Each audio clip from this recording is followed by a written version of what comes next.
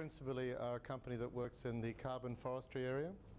We have recently, in the last 3 months, signed a 10 million carbon credit mandate with the NAB Bank in Australia.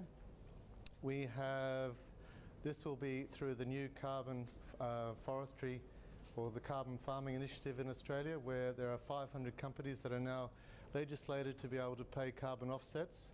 It's the first time in any country that there is actually a set price of $23 a tonne.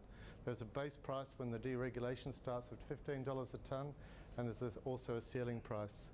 We are mandated by the bank to provide 10 million tonnes over the next year.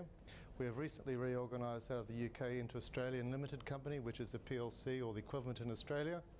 We are based in Australia and also the UK.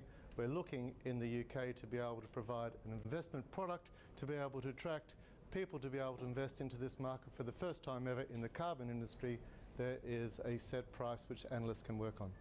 Are there many other competitors in this space, and why would someone come to you as opposed to one of those competitors? We are one of 3 regulated or companies that are accredited to be able to provide the carbon forestry products in Australia. We've been working in the area for a number of years. We already provide carbon offsets to the Australian government and to the Victorian governments in Australia, and been doing so for some time.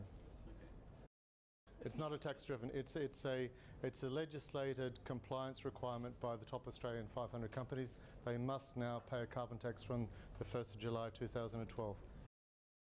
And you say you're looking to raise money through a sort of a fund product? Yes, correct. Or can people, will they be investing to a fund or into your company? They would be investing either directly into our company or into a product such as a fund.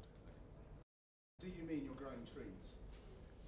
Yes, we are growing trees that sequester carbon from CO2 and that produces an offset. Yes, in a biodiversity type fashion. So we're not planting plantations of monoculture, but many different types of trees.